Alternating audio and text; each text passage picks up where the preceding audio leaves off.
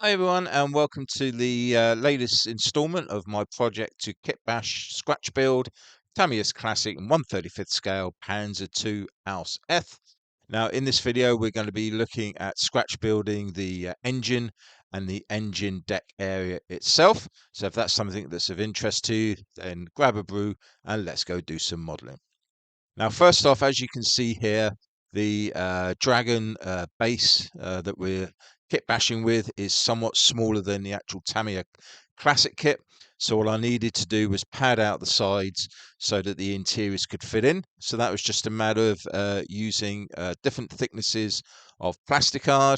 And that way we will be able to have a interior that's the correct dimensions, as you can see here, for the Dragon interior to fit into.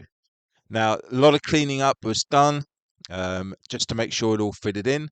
But this particular area at the back was going to be the engine area, and this particular area at the front would be where the transmission will be going. So it was important to make sure that the Dragon part fitted in exactly the right place. So to help me do that, what we did was to create a template for which I was able to work from.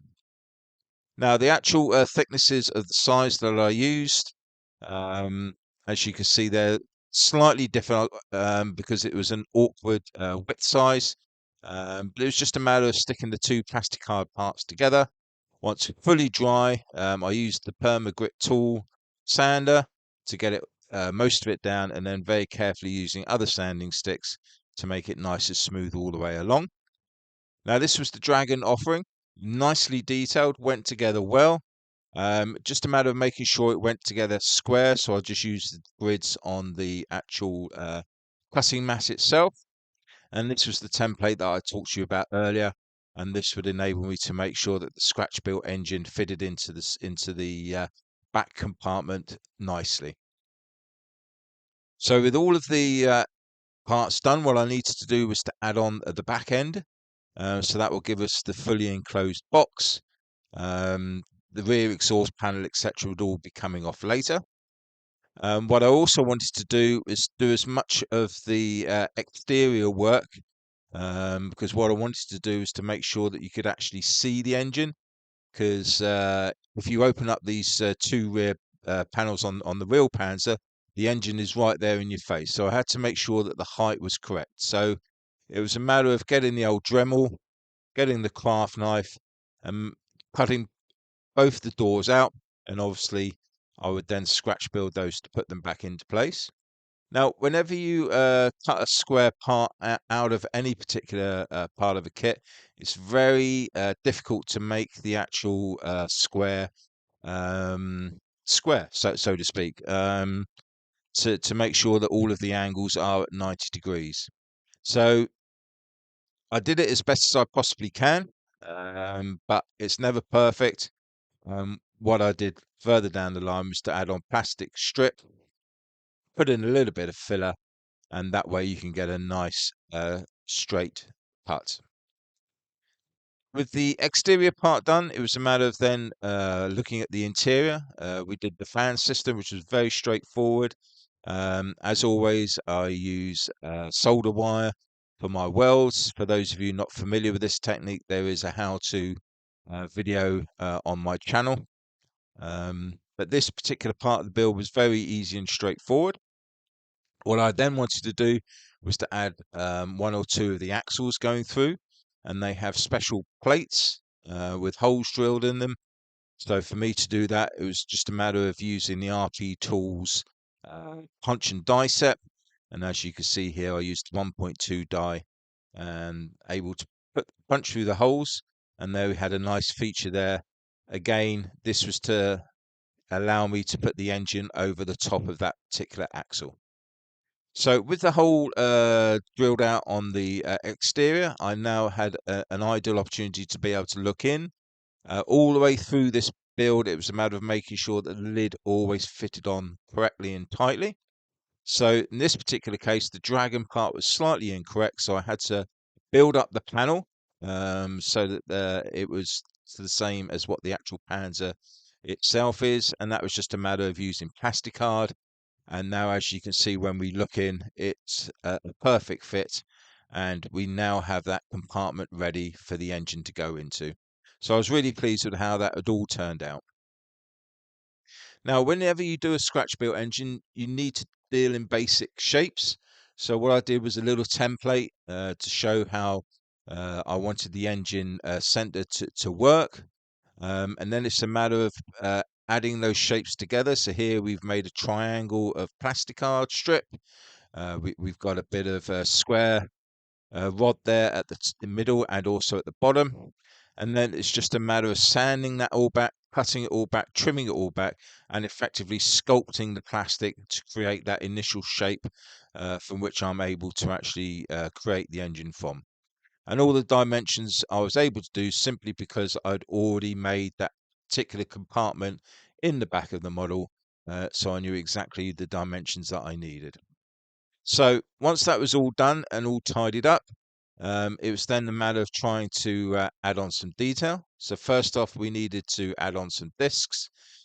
Here you can use your eyelet maker, or as you can see here, the punch disc shaper. Also added on some trim at the top and also some simple shapes at both ends. Now that shape is very simple to do, just glue onto the plastic card, let that dry, and then you can cut into shape. Some of the actual detailings, again, it's all about shapes.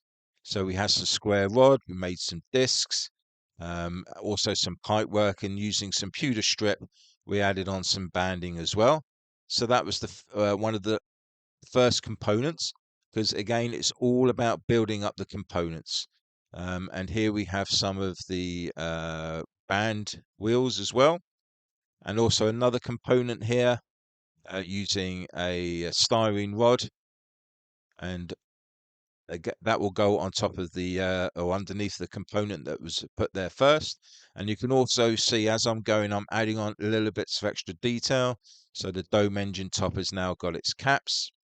Now the side, there is a sort of side square portion that was just made out of putting lots of plastic art together. Again, once dry, it's a matter of sanding it back and sculpting it.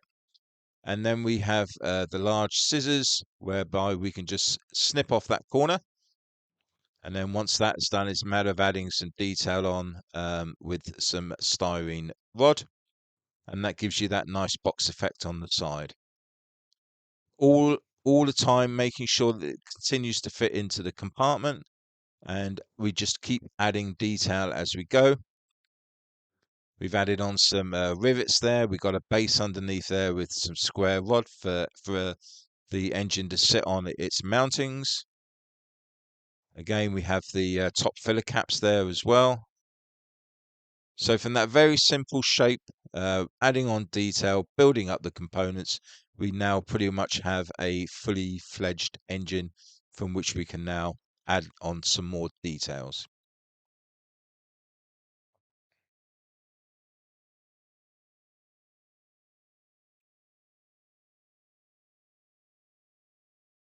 Now remember, this is all fairly small. This is all 1/35th scale. And for the keen-eyed amongst you, you noticed there was no exhaust. So we had to make that out again out of styrene rod. Used a little bit of filler to help with the filling out of the components. And then just using Mr. Surfacer in the usual way to add a bit of surface texture. And that's gently added onto the part. And then sort of create pits and troughs, as you can see there with the cut down brush. And then once that's fully dry, sand that back, and that gives that nice textured effect. And then on the other side, we have the similar situation, again, making up with simple components of squares and rods, and drilling out to make those holes. And I was really pleased with how that turned out, because that was quite a complicated shape to do. And there we have that exhaust stack on the side there. A few little discs on the bottom, and then a plate was fixed on as well. And then we have some tubing that will go through into the other compartment in the engine area. So as far as the actual bands go, that was using Tamiya tape. A little bit fiddly, but came out well in the end, and that will paint up nicely. And this is the particular tape that I used. I added one or two wires really just for effect. For example, that's the rear battery, as we all know, doesn't go into the back of the engine, but goes down onto the floor. But as you're not going to see it, it's fine. I always use the Tamiya cable because it's plastic coated and it bends superbly well. Um, and that always helps with the painting rather than having a metal wire to paint up. So I was pretty well much there. There was another little handle there that was added. And then when I actually came to fit the engine in the compartment, there was a couple of other pipes that had to be added on together. Now for me, it's when do you stop? I mean, you could carry on forever adding on pipes and wires, etc., etc.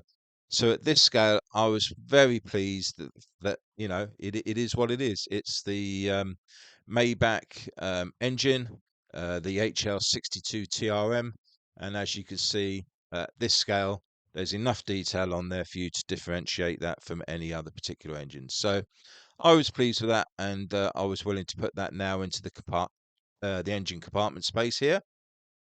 And thankfully, it all fitted in nicely. Again, kept testing with the lid to make sure that went on okay as well. And that gives you an idea of the size. It's pretty tiny, and there on the fit end of the finger. So next, we had to paint it all up. So we used Tamiya Fine Surface Primer, one of the best primers out there, straight from the rattle can. And once that's done and you got that uniform color, it certainly looks a lot better. That was then sprayed in black from Vallejo. And then I just added some metallic paints, some silvers, some greys, some washes there of rust and smoke, just to add a bit of interest there, as you can see, to the exhaust and to the column.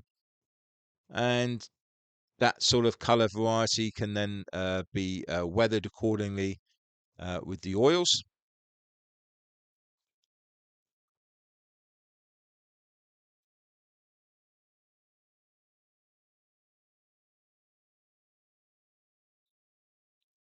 And there, just give you a quick 360 so you can see the effect of all of those base colors that I've used to create this engine.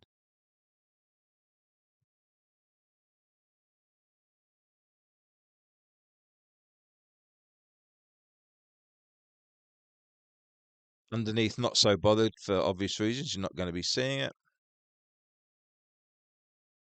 Now, what I've done here is that I've done my oil paint rendering, which is using oils to do the weathering. For those of you who follow my work, you'll know that I show you how to do this on all my videos.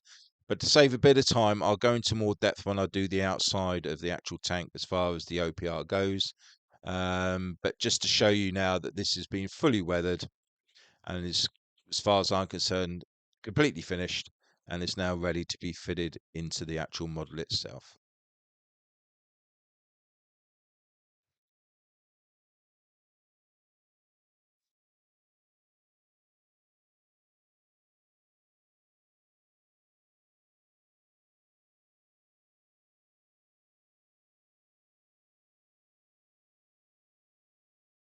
So there we have it, everyone. Really pleased with how that's turned out. Again, that will give you an idea of the size up against a 10p piece there. So that just leaves me to say a massive thank you to all of my subscribers, old and new, for your continued support of my work and of the channel. And in the meantime, everyone, happy modeling.